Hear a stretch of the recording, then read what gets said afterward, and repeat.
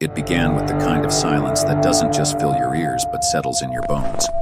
I had been walking for hours, my boots crunching against the snow, the only sound breaking the frozen void.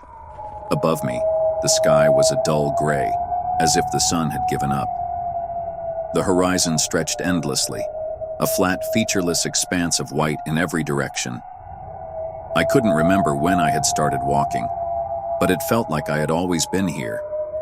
The wind rose, sharp and biting, and carried with it a faint whisper. I stopped, straining to hear. It wasn't words, just fragments, broken syllables that danced on the icy gusts before fading. I turned my head, searching the expanse for any sign of movement, but there was nothing, only the snow and the wind.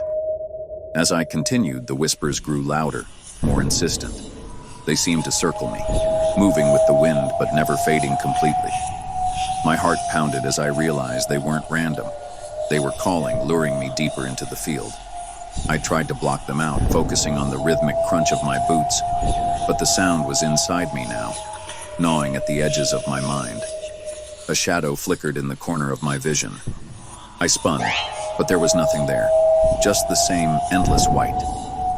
Yet, the moment I turned back, I felt it again. A presence, watching, following. The whispers shifted, becoming low, guttural murmurs that pressed against my ears like a weight. The wind carried a chill that seemed to settle in my chest, making it hard to breathe. I pressed on, my legs heavy, each step more difficult than the last. The snow beneath me seemed to ripple, undulating like a living thing. I blinked hard, convinced my mind was playing tricks on me, but the sensation didn't stop. The field wasn't solid. It was shifting, alive. Ahead, a dark shape emerged from the blinding white. My chest tightened as I realized it was a figure standing motionless in the distance. I called out instinctively, my voice lost in the howling wind. The figure didn't move. It stood there, impossibly still, as if carved from the snow itself. The whispers grew louder, deafening, as I approached. When I was within 10 feet, the figure crumbled. It wasn't a person, it was a heap of clothing, frozen stiff and half buried in the snow. A scarf fluttered weakly in the wind, its bright red color an unnatural contrast to the pale surroundings. I bent down, hesitant, and saw that the clothes were full, shoes still laced, gloves on the sleeves, but there was no body inside. The whispers became a roar. I stumbled back, panic clawing at me. The snow around the pile shifted violently, and I saw the faint impression of handprints, small, delicate prints, pressing up from beneath the surface.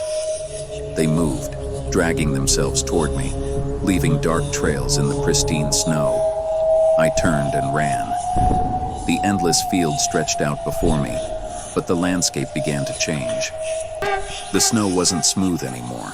It was pockmarked with deep, jagged holes, each one large enough to swallow me whole. I skirted around them, my breath ragged, as I felt the ground beneath me shudder. The whispers turned to screams, distorted and inhuman, echoing from the depths of the pits. One of the holes exploded outward, spraying snow and ice in all directions. From within, a twisted form emerged. It was pale and faceless, its body elongated and writhing like a serpent. Its limbs were wrong, too long, too thin, and it moved with an unnatural jerking gait. It didn't chase me outright. It moved alongside me, burrowing beneath the snow and surfacing in bursts, as if taunting me. The ground began to crack beneath my feet. I leapt just as the snow gave way, revealing an abyss that seemed to stretch forever. I landed hard, the impact jarring, and scrambled to my feet. The creature emerged again, this time ahead of me, its featureless face tilting as if to study me. Its arms stretched out, impossibly long, fingers curling into the snow. I backed away, only to feel the snow collapse behind me. I was trapped, the void yawning at my back and the creature inching closer. Its whispers filled my head, no longer outside but inside, spilling over my thoughts with words I didn't understand. Desperation took over. I grabbed a chunk of ice, jagged and sharp, and hurled it at the creature. It shattered against its body, but the thing didn't flinch. Instead, it shrieked. a sound that made the air vibrate and the snow beneath me ripple like water. Taking advantage of its hesitation, I sprinted forward, diving through the space it had vacated. I ran blindly, my legs burning, my lungs searing with every breath. The snow grew deeper, pulling at my boots, but I didn't stop. I couldn't stop. Behind me, the creature screamed again, and I could hear the snow collapsing in its wake. The field around me seemed to fold inward, the horizon closing in like a tightening noose. Then, as suddenly as it had begun, it ended. The snow thinned, the screams stopped, and I burst through an invisible barrier into a dense forest. The air was still, the trees tall and dark, their branches forming a canopy that blocked out the gray sky.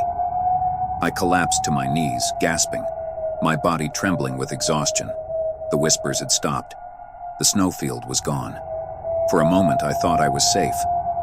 But as I sat there, catching my breath, I realized the forest wasn't silent. From deep within the trees came the sound of footsteps. Slow, deliberate.